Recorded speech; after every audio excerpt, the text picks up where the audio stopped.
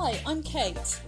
And I'm Mandy, and this is Love Sober, the podcast for the sober and sober curious. If you love the Love Sober podcast and it's helped you to get, stay or love sober, you can support us by heading over to patreon.com/lovesoberpod and contributing £1 per episode. Thanks so much for your support.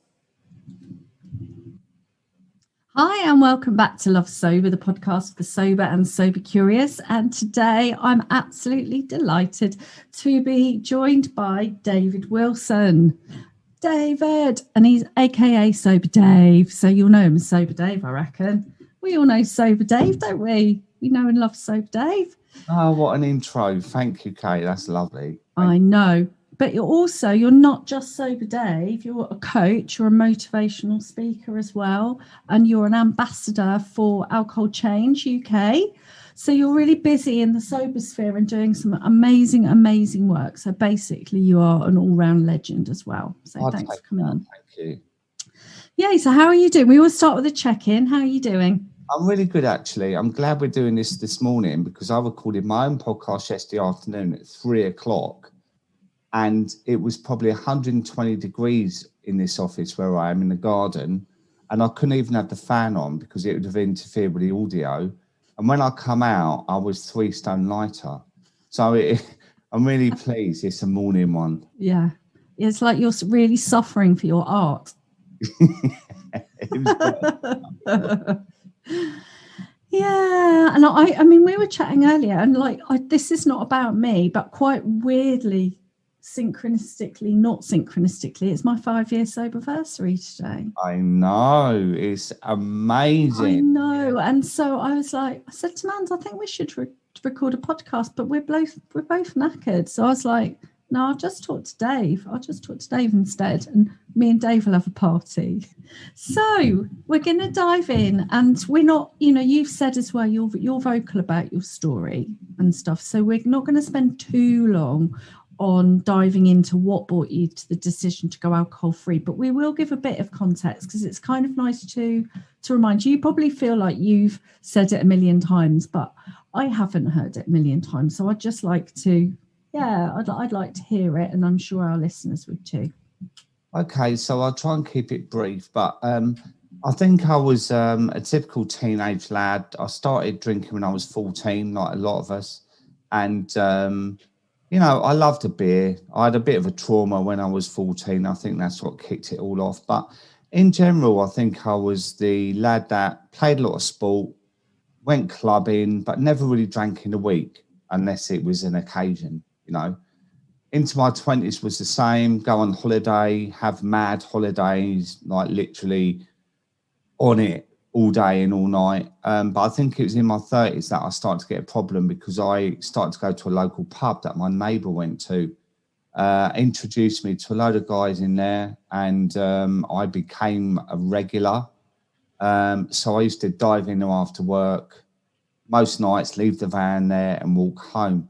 But then after a while, I used to go in the offie over the road and start buying bottles of wine and that to have when I got home, because it was never enough.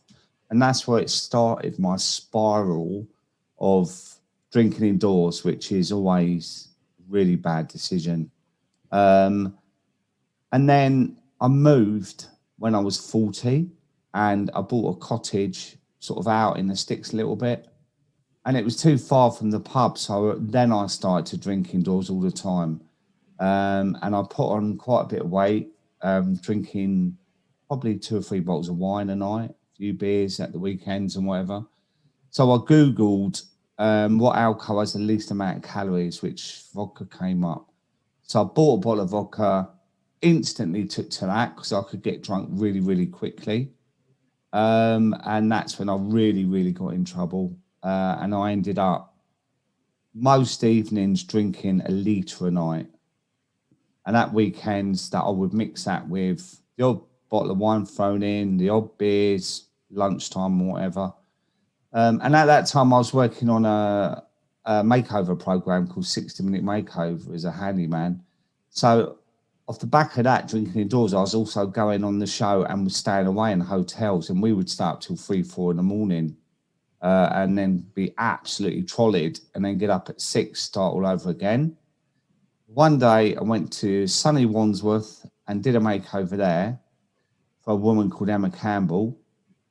Got chatting with her, and then she's actually now my wife. And, it was a long story. She was diagnosed with cancer the day before our first date. And we basically cracked on with it. We didn't even know each other. But one of the first times we met was in the chemo ward. But she didn't know I had a problem with boozing because I held it back from her. I kept it behind closed doors, Decided to sell my house and move in. Because she had a plot of land out the back, and we built a lovely extension, and she still wasn't really aware of it.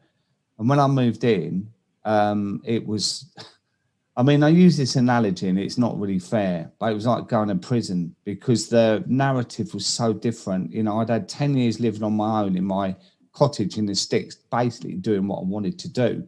When I moved in with Em, I couldn't really drink because she didn't know the extent of my drinking. And also she's got 4 kids. And so I was almost forced to do cold turkey from the off. So I think I kind of went mad in the first month, but then, of course, being an addict, I couldn't hold it back. So I started to introduce alcohol into the family living, do you want a bottle of wine tonight? And Em was never really a drinker. She was one that could literally not have a drink for a month and it wouldn't bother her. But so gradually I introduced it and then gradually started to hide it. And then after a while, she realised that things weren't as they were. I was becoming really argumentative, falling asleep on the sofa. The kids started to notice it. And then we were in real trouble then, and I isolated myself because I was really hooked into my addiction I used to blame the kids for all the noise and the mess and that. And you know what it's like, Kate, it's any excuse to have a drink, good day, bad day, anything day. So I used to use that. And it got to a stage that I kind of left home on a big tantrum day. And I said, I'm going, I'm there. And I ended up in Eastbourne and I went mad. Literally, I was in the pub all day, bought a bottle of vodka just for the pubs were kicking out and sat on the beach, and I nearly killed myself. And I did 4 days of that, and I don't know how I survived that. I really don't. I was in a really terrible way. I cut all my face on the beach where I fell over, and that still wasn't enough. I came back, went to the doctors. That wasn't enough, and I had several more rock bottoms. And it was in January 2019 that I just got up one day and thought, that's it. It was almost like a voice from God, because my neighbour is very religious and he's a big man. He's like a big towering lump of a man. And he sent me a text and he said, how do you feel about giving up alcohol with me for 3 months to see where you will be in your life, your marriage, your health, etc. And to be honest, Kate, I looked at it and I laughed. I was like, are you serious? I didn't, because the thing was, I didn't plan to give up. This is the weird thing. But subliminally along the way, I kept saying, I know I've got to do something about it. And I kind of did know that something drastic. It couldn't be that, well, I'm going to cut down and then eventually I can stop. I'm a real all or nothing person. And later that day, it trickled in and I walked along to see him and he stood there all big and proud and that, and I shook his hand and that was it. That was 2.5 years ago now, and I've never, I know it's a cliche, but I have honestly never looked back. That's amazing. Well done you. It's very interesting that you were like, you weren't planning to do it. From a kind of a typically female kind of perspective, where it's all about the planning, the thinking, the deciding, the regretting, the planning, the more planning.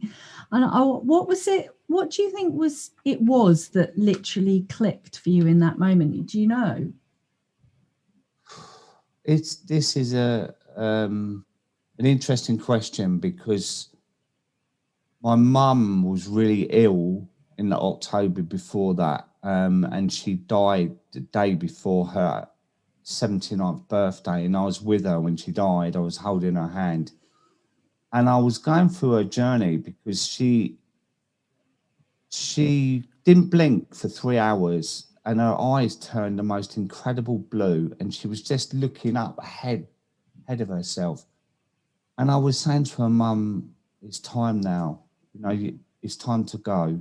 And I told her I loved her. And the thing about that was, Kate, was that was part of my trauma when I was young, because she left home, and that's when I started drinking. And when she died, I kind of made amends with her, like by telling her I loved her. I told her she was the best mum I could have ever had, although it was a tricky past, And about a month later, she came into my dreams, and I was in this old house, and I walked into this old room. I didn't know where I was, and she was sitting on this chair, and she was about 40, and she was immaculate, absolutely immaculate. And she sat there and she said, David, I want you to know that I'm okay. I'm really okay.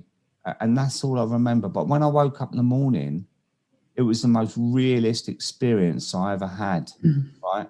And apparently it's quite common just after someone dies that you get visited. Because, be honest, if you're walking around Sainsbury's and you bump into your mum, it's not going to be so easy to take, is it? But it kind of made me think, God, she must know what I'm doing here. And it was almost like that really, really helped me to put things in perspective. And I honestly feel she's helped me, because I gave up, and I've never, ever had a single sip of alcohol since. And that really helps me to focus as well, that she's helping me and supporting me along this way. And to be honest, Kate, I'm not really religious or anything. I'm really not. But I believe in a greater power. I believe in the universe. I believe in the power of thought, positive thinking and stuff. And it's that thing, isn't it? If it helps someone, like you get people go to prison and they find God, and well, if that helps them, that is fantastic. We're all on our journey, aren't we? And in whatever way, we all got our own ways of dealing with life and whatever tools you can use to help, then that's fantastic. So I think that gave me a real sort of jolt of, God, my mum's seeing me drinking like this, and she really wouldn't be happy with it. So it's really interesting, because it's like, when you were talking, I wrote down the word perspective, and it was like, there's something when we are in that whole drinking mindset that we don't have any perspective. And so for whatever reason, on some level, whatever gives that perspective, that outside, just a glimmer, because that's what you need, isn't it? It's like a glimmer, a possibility, a shift. And it sounds like there was something like deep down, like there was some kind of paradigm shift that happened. But it was almost like it was subconscious. It was like in your dreams and stuff. Yeah. I don't know. I kept saying to Em, because she never, ever told me to stop. I mean, she tried to say to me, look, can you try and moderate? And, well, we know what that means. I mean, that's never going to happen, is it? And No. I bought a bottle of wine home one day and we shared it, and I'd rather have had none, because that just teased me, And after 2 or 3 nights, I bought 1 bottle in and hid 2, so that would never work. But I just saw her as well. Some days she looked absolutely washed out and shattered, because I knew that it was a nightmare for her. Living with a man that would disappear at 8, 9 o'clock every night through drunkenness, and not, wake up every morning and her husband's not next to her, and she knew that I'd passed out on the sofa, and stuff like that. And I used to say to her, I know I've got I know I've got to do something about it. I know I've got to do something. That's all I would say. Mm. But to me, it wasn't empty words because I knew that I had to do something about it, you know. But it was when, and as you say about the planning, there was no planning. I hadn't planned it. I just knew I had to do it. And maybe that was my way of saying to myself, Dave, you got to sort yourself out, mate, because you're going to literally lose everything. Health is diabolical. I was 20 stone then. My blood pressure was 184 over 126, and my doctor said I could just drop down dead. And bearing in mind, Kate, that I've been quite active all my life, you know, I've been quite sporty in that. And I would look in the mirror and think, what have you become? Like, but it's quite interesting as well, because you were doing that DIY, and it made me think, oh, you know, there was that practicality. It was like, okay, well, we just got to crack, we've got to get the job done now. And it was like, that was it. It's like okay, yeah, maybe DIY now. I'm incredibly powerful with my mindset. It's like with smoking years ago, I just chucked them out the window. All right, bad for the litter, but at the time, I just looked at them and said, see you later. And that was it. I've never had a fag since, and I never will, you know. And it was a bit like that with drinking. But I think with this time round, I've also had to really be mindful of what it actually means. It's not something that you could just stop and then not think about the thing, you know. And as I've always said, like, whether you call it the beer monster or the one which is always around me, is in this room now.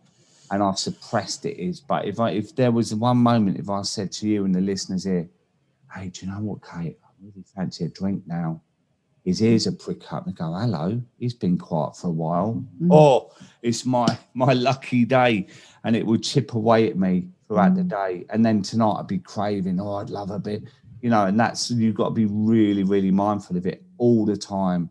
And that one day at the time is so important. There's no good being complacent. You know, you're 5 years sober today, and I know you're not complacent.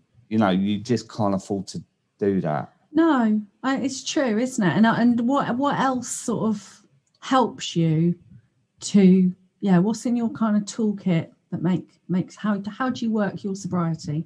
Well, I work it in lots of different ways, actually. I'm incredibly proud of my sobriety. So I think we're going to talk about the stigma of alcoholism later on, but there's anyone can say to me that will ever faze me, because I'm really proud about it. I, like yourself, I'm a grey area drinking coach, and helping people really helps me as well. And it levels me out. I always remember a program years ago called Back to the Floor, and it was about the executive or the managing director or CEO where they've worked themselves up, and every now and again they would go back to the factory floor. You know, and I'm really, really passionate about keeping myself level about remembering how it was for me, rather than just going on and on and on and then losing that perspective of how awful it is to wake up and feel lost and alone and no one understands. So that helps me. You know, like yourself, I do my podcast, so I talk to some amazing guests on that. And being part of a huge community as well. You know, I had an event a couple of weeks ago. I didn't see you there, actually, Kate, which was devastating. No. Do you know what? I mean, I don't see, I've started seeing your posts now, but I think Instagram algorithms have changed. I'm really shit at Instagram anyway, but I don't see them. So the first thing I knew about it was when I met up with Emily for lunch, Lee, the gay sober, and Mand, because Mand was in London. I found out about it the day before because they were going. Emily was going. And so I was just like, oh no. And then I couldn't because I had childcare. Yeah. Well, they're being that one, but yeah, exactly. But that, you know, people but things like that. And the power of community is fantastic. You know, we all say the opposite of addiction is connection, and it's true. Because it's so powerful. And doing things like this with you, you know, it's getting the message out. And I think if it helps one person, then it's worth it. I'm doing a talk in a college in September amongst 16 to 18-year-olds talking about addiction. And, you know, I'm looking at maybe hopefully, fingers crossed. I'm very scared. Maybe doing a TED talk this year. Yeah, it's maybe an opportunity. And the thing is, when you get on this path of discovery, it's endless joy. You know, you still have the ups and downs, of course you do, real life, but it opens up so many doors where before the doors were like bolted, but they're bolted by yourself, aren't they? Because you really limit your life by drinking it. My life was so limited. It was like I had big blinkers on and I wasn't seeing the view around me. Now I've ripped them off and I realise what I've missed really, but you know, I can't do anything about that, but just no, because that's the thing, isn't it? It's like, well, we're going to talk about the stigma about it, and we talked about the shame about it, but I can't, just before I forget, because me and Mandy, we generally work with women, so we're sort of we feel sort of intimately involved with the female conversation about why women drink, and our big part of our mission and our work is reframing any kind of sort of traditional pathways to recovery from a female perspective when they traditionally were male for many years, with like AA and, you know, those kind of programs with the language and stuff.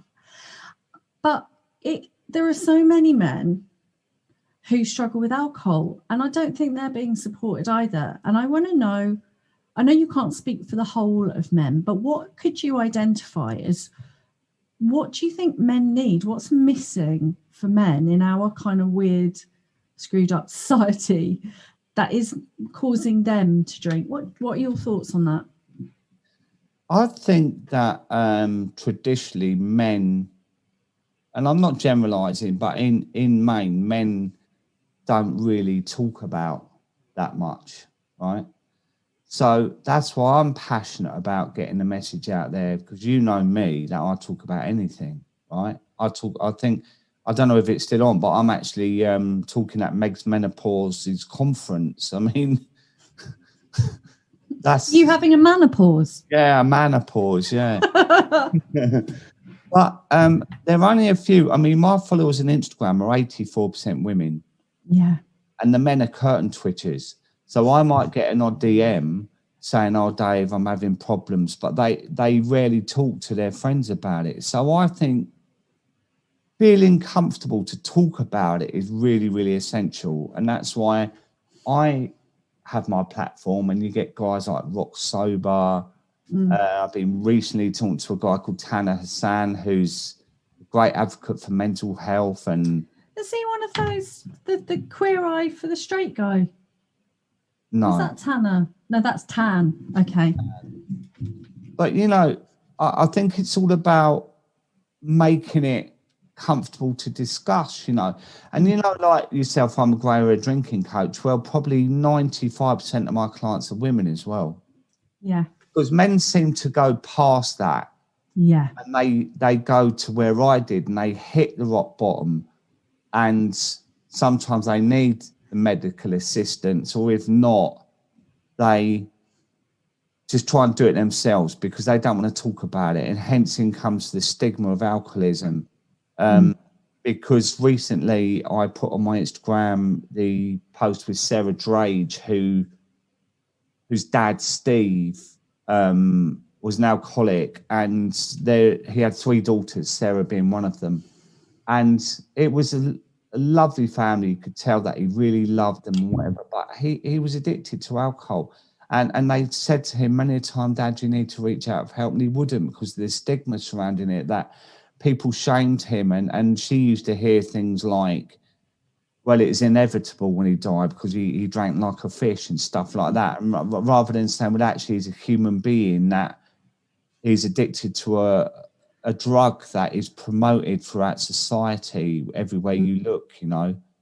And because Steve, her dad, was 2 years older than me, I really wish that I'd have known her before, so I could have reached out to him and talked to him you know. And most men that do talk to me actually feel quite comfortable because I'm a 6 foot bloke covered in tattoos. I don't look like they're traditional, like, counselling guy or, you know, I look like a bloke off the street and normalises things. I'm a straight talker. And most men I talk to, I can kind of get to the bottom of a lot of things, you know. And the surface of it is, I just like a beer with a few lads and I haven't got a problem, what you're talking about and whatever. But when you get underneath, there are problems that women have with mental health problems and depression and anxiety. Yeah. And the emotional blunting, they just disguise it with the banter that men have, you know, and the denial surrounded about it. Like, I just, you know, that whole thing. And I used to say it myself, I haven't got a problem. I just like a few beers. Well, it's not actually a few beers, is it? It's 3 bottles of wine a night or a bottle of vodka, you know. Yeah. So I think things are changing, Kate. They definitely are.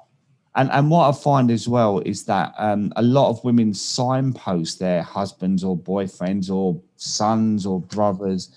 They signpost them to me. And quite often I say to them, let's just have a discovery call. Let's just chat for 20 minutes, no commitment. I'm not going to force you into any kind of program or anything like that. But let's talk about it. And quite often that's the start. You know, that's a little stepping stone to get someone to feel open enough to talk to someone who's not going to judge them on anything. Yeah. You know? And you know that you're just sort of like making my brain light up with things like, you know, the big sort of words that get bandied around, that kind of toxic masculinity. But there's that minimizing of feelings, isn't there? There's that minimizing, oh, just crack on with it, never mind, you know, whatever, I'm just gonna get on with it. And the other thing is that I think that's really changed in the sober community, and it's that being able to see it, you know, to be it, that kind of that thing. And I think, like you're saying, you're providing that accessible point. It's like, oh, I can relate to you. I can relate to you because, like you say, you're practical bloke, you've got lots of tattoos, you haven't got a posh voice, you're not going to use psychobabble on people. And it's really important to be able to see something that you might relate to. And that's the sort of genius of the online sober community, what, you know, people have been able to do really and create. Yeah. But yeah, I love what you're doing. And I'd really like to talk a bit more about, well, I'll tell you what, I'm just going to talk briefly about my dad, just really quickly, because it really resonated with me. And my father, I didn't know him from the sort of age of about 7, but he was in the Navy. And I mean, we're going back 60s and 70s here. And I've had a real piecing together since having my son and realising there's neurodiversity in our family. So the sort of ADHD and stuff and the sort of the autism spectrum running right through that we never, ever had diagnosed. But my father died of, you know, alcohol-related issues. He was, as anyone would understand it, an alcoholic. And my mum said, when we unpicked it much later, she said, yeah, I think he definitely struggled when he went away to sea. He missed his little family. And he was, they were given tots of rum as part of their payment on the boat. And they weren't given leave to go home. And I was like, that is just so tragic. Like how, like you said, how things could have been different for our family, how things could have been different for that young man. At that point, he was a young man away from home, you know? And I was like, well, I think things are changing. And, you know, thank God for people like you talking about it, you know, making it accessible. But you know what? That's made me feel quite sad, actually. But when I do work with clients or I have discovery calls with men, I quite often ask about their children and what their relationship's like. And I spoke to someone the other day and he had a 6-year-old. And I said, you have the real opportunity now of changing everything. And not just for you, but for them. because they're probably young enough now to not have that majorly affect them, and you can turn that around quickly. If you carry on the way you are, that could be a disaster. And, you know, and I'm quite straightforward about it because, you know, like we both know people affected by alcoholism from a child. You know, work with Nicola, Yeah. you know, and organisations like that, you know, and we see the devastation that's caused in families by this awful illness, disease, and I think it's such a relevant conversation to have because I think with men, it needs to be more punchy and hard hitting. You know, get down to the real grassroots and say, listen, mate, this is the potential damage that you can cause, rather than kind of tiptoe around their emotions and whatever, because I just think it's, you know, I always think, like you just said, I'm practical. A lot of men are practically thinking, you know, and if you give it to them two smoking barrels, I feel like it's more prominent for They'll them respond to that. You know what I mean? Yeah. So, It's two smoking barrels, and here's the practical, and here's the support, and here's your sober mates that you're going to hang out with, because you do actually need a group of men to hang out with as well. Yeah, and there are groups, you know. I did a talk, you know, Scott Pearson. Yeah, lovely Scott. And I did a talk on male sobriety and stuff, and Timmy Essex was there.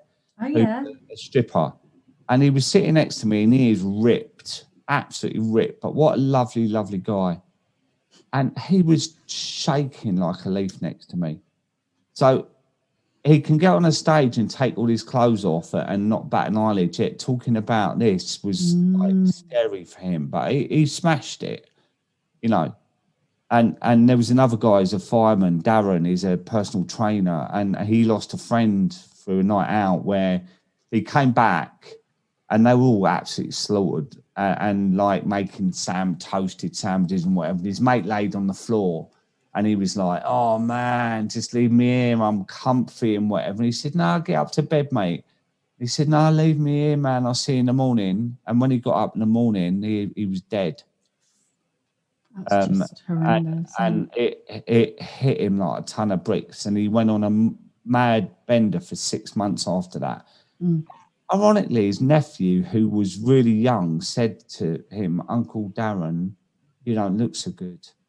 And that was enough to make him think, but I've got to stop now, you know. And he's a big man, he's like 6'8", fireman, personal trainer, yet he'd let this addiction get the better of him, you know.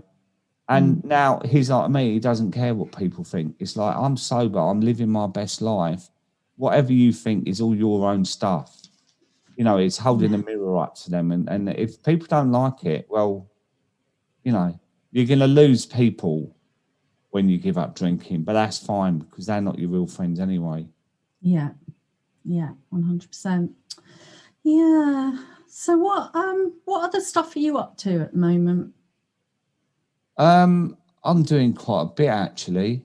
My podcast is doing really well. I've finished season 1.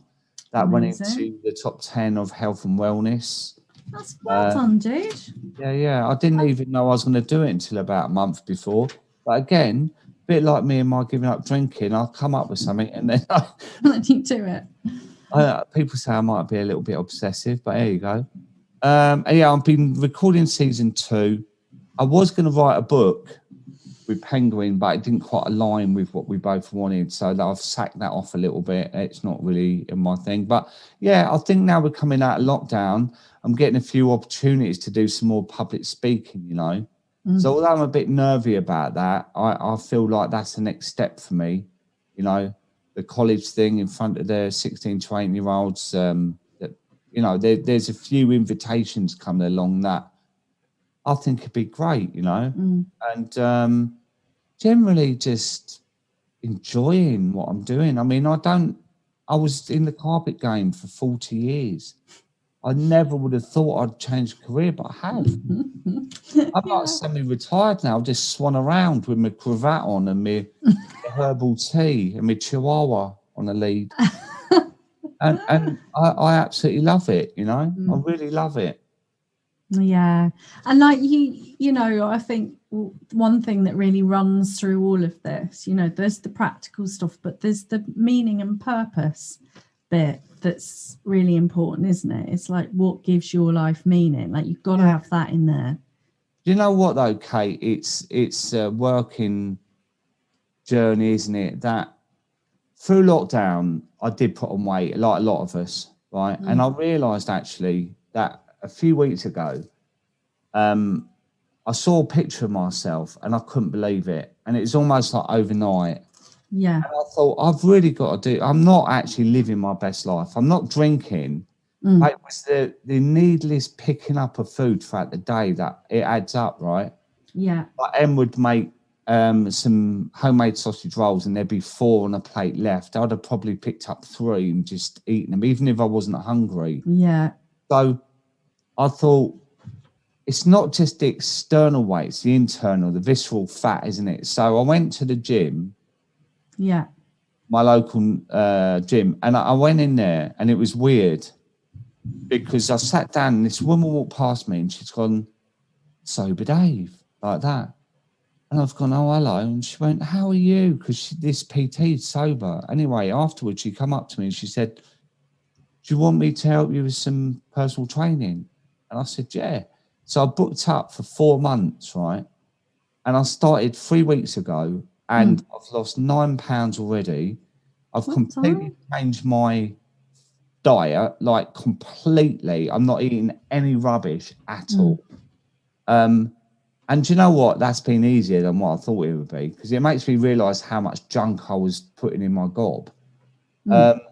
And it's hard, but once I've finished the PT lesson, I walk there, walk back, and I come out and I'm like buzzing. And the important thing in this, Kate, is that when I gave up drinking, I came off antidepressants, right? But when we went into lockdown, I couldn't handle it.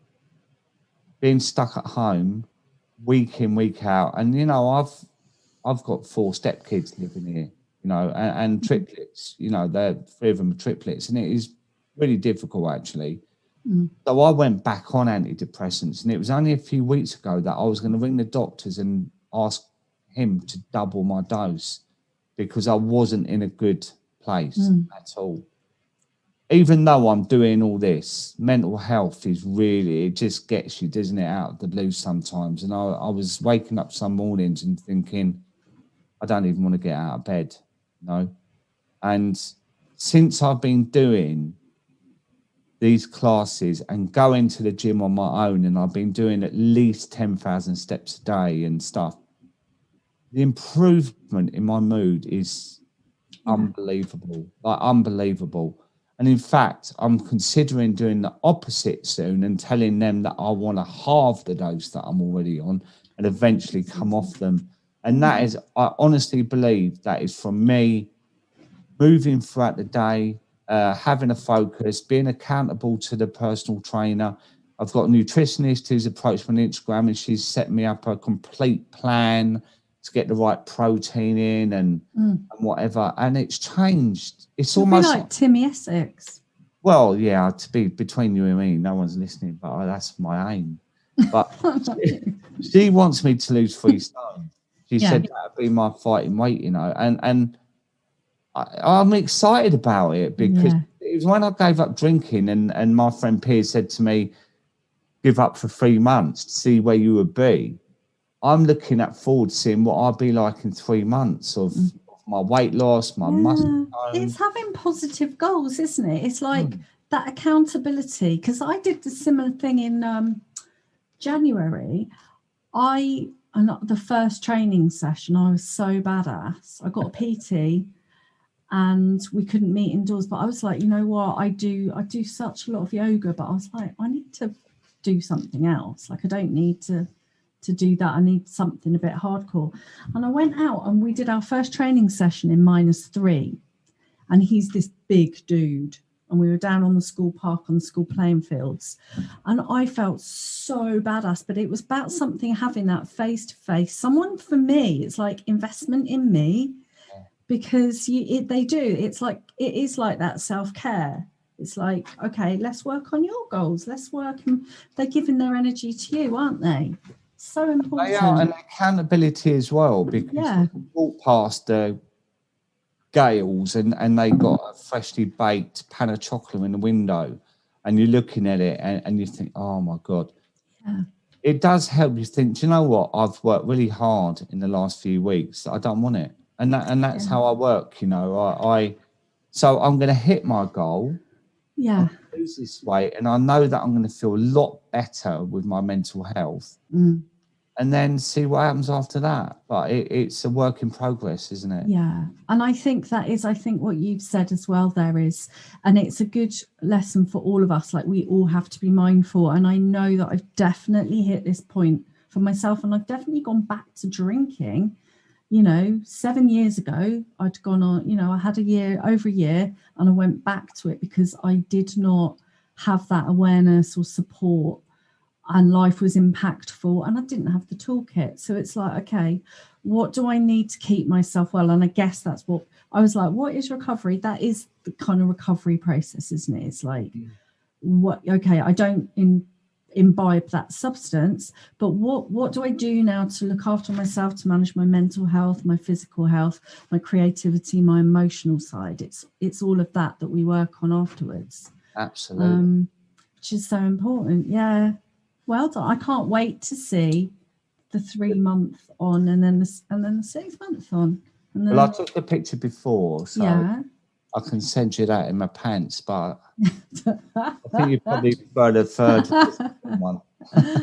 I remember us having a chat about it's probably our first chat over WhatsApp, and it very quickly disintegrated into talking about pants and the fact that my husband's called Dave, and he jumps into his pants and then rates his entry out of like 70% entry. If it's above 70%, like i.e. he's got 1 foot all the way through on the floor and at least half the other foot, it's going to be a good day. But if it's like less than 70% entry, it's not looking good. Like we've got to tiptoe around him. Has he ever done them in one go, like both feet in at one go? I think he'd like to say yes, but I'm not sure I've ever seen that. Yeah, no, I have seen it once or twice. I've been with him for about 28 years now. I think, I don't know how long it is, but like a long time we've been together. So I've seen this many times, and that I can count the number of 100% entry on one hand, I think. Yeah, it's amazing how a conversation about addiction can deteriorate to a level so quickly about discussing one's pant entry. I know. we knew we'd end up there. Surely, it's like back to the shop floor, isn't it? I know. I've got it written down on my post-it. It must talk about the pants. and I'm still thinking about rebranding and getting my Sober Dave pants out there with my logo on the front and a big Sober Dave on the back. I think you should. I just think that'd be amazing. And I will gift your husband Dave his own special pant selection. Yeah. In multi-colours even. I think that'd be good. I really do, because men don't buy pants very often, do they? So I think that would be an actual a service to the community, Dave, as well as your... help men talk, because they could talk about their pants, and then that could lead on to... Yeah. If they share something really vulnerable, they'll get an extra pair of pants. They kind of get their big boy pants. Practice. There we go. We've sorted it out. There you go. There's your marketing campaign sorted. Oh, it's so wicked to talk to you, Dave. It's really nice. I'm sorry it's taken so long. We've been trying to get it in, haven't we, for a while? But we have. It's been difficult, and I feel really privileged. It's on your I know, it's on my 5-year anniversary day. Oh, I do as well. It's really nice. I think that's absolutely amazing. What are you going to do today to celebrate? Wear Dave's pants? Yeah, I might actually. I might jump into some pants myself. Yeah. Do you know? I don't know. I kind of celebrate it by keeping it real. I think it's been a really busy time, like amazing, but really, really busy. We're working on our book, as our second book at the moment. So I do have to do a bit of work, and I just feel like I need my feet on the ground. You know, like I feel like I really need to be present in my own life a bit at the moment because I'm quite knackered. So yeah, I think I'll just kind of pick up some dog shit or something, just keep myself real today. Well, I was going to suggest, like some of the techniques in our grey area drinking is grounding, which is walking around on the ground on the lawn with bare feet. Yeah. But if there's dog shit all over it, then there is. And guinea pigs and chickens. I got them as well. So I honestly wouldn't recommend that. Maybe some meditation or some polyvagal things. That's my bag. Yeah. You know. So yeah. So but I'll do something. I think I'll go and treat myself to a nice coffee there in a minute. Okay. You go and do that. Yeah. With a nice hot pan of chocolate from Gales. Oh yeah, I might do. I might do. Since it's 5 years, I should do something. Go for it. Yeah. So before we wrap up, we always finish with a reason to love sober and a tip of the day. So give us your tip of the day first. I think the tip of the day would be to start your day with intention. I think that's really important. When you get up, you can always reset your day as well. So you might kick the cat and spill the tea on the new cream carpet and whatever, but you can always reset. And I think if you go into your day with a positive affirmation, could be gratitude, it could be today I will not drink. Today I'm going to do 3 acts of kindness or whatever it is. I think that can really, really set your day off well and stick to it. And I try and do that every day. I get up really early, actually. I get up 5 o'clock every morning. I am part of the 5 a.m. club. So I think starting your day on a positive note is really, really important, because some days you do get out of bed wrong and you go, and whatever, but you can turn that around. I love that. Secret of our success is hidden in our daily routine. It is indeed. Yeah. And what's your reason to love sober today? I think it's the incredible rewards that you get, and I call it a journey of discovery. Like the things that I've done in the last 2.5 years, I didn't even know I was capable of. I really didn't. I mean, I was doing a counselling course 3 or 4 years ago, and I've kind of failed it miserably in the end because I was just like a clown. And I'd love to do it again, really, but I might and I might not. But I just think it offers so many gifts. And I think I always say to some people, write down on a bit of paper, draw a line down the middle and write down the benefits of what alcohol brings to your life against the cons, and you find that there's about 2 or 3 in one side, and on the other you think of your health, your wellness, your relationships, your positivity, your mental health. There's so many things that you gain from being sober, and try not to worry about the things that get in your way, like how am I going to have a sober holiday, it's my birthday soon. Don't think about them. It's like training, isn't it, for a marathon. You start with a sofa to 5K, and then you progress to 10K, and then you run your marathon. It's all a work in progress, and you've got to take each day, and one day you will get there. And talking about sober holidays, Kate, I've had 4, and one of them, we were gifted one by Lorraine Kelly on the Lorraine Show, and it was in the mountains in Crete. And every morning I would get up and I'll lay in the infinity pool watching the sun go up. And it was like you would never have that if you were drinking, because you'd be laying in bed feeling sorry for yourself, thinking about what time you can start drinking, whether you get away with drinking lunchtime, and then the cycle goes round again. So it's appreciating what's around you in life, I think. And by removing alcohol in your life gives you a real huge opportunity to do that, no matter what age you are. And as you see, I'm 98, so you're never too old, eh? I love it. No, 100%. And it's just brilliant to talk to you, Dave. Thanks so much for coming on. Yeah, and look forward to just kind of seeing what goes on, meeting up in real life. I've never met you. I can't believe it. We did the sober sessions. No, we haven't, have we? Okay, I've never met you. We've done the sober sessions for months on end, and we've done lots of bits. You've done a live with me and that, and I think we should wear our really big glasses actually when we meet each other. Yeah, we won't recognise each other because it's got the Zoom filter. We'll actually we will look like 98, even though we look kind of really youthful. If you put a filter on, I haven't. No, I didn't say that. Oh no, I've let the cat out of the bag. Yeah, there's a tip there. You can put a filter on, Dave. Oh, right, you don't need a filter. Damn.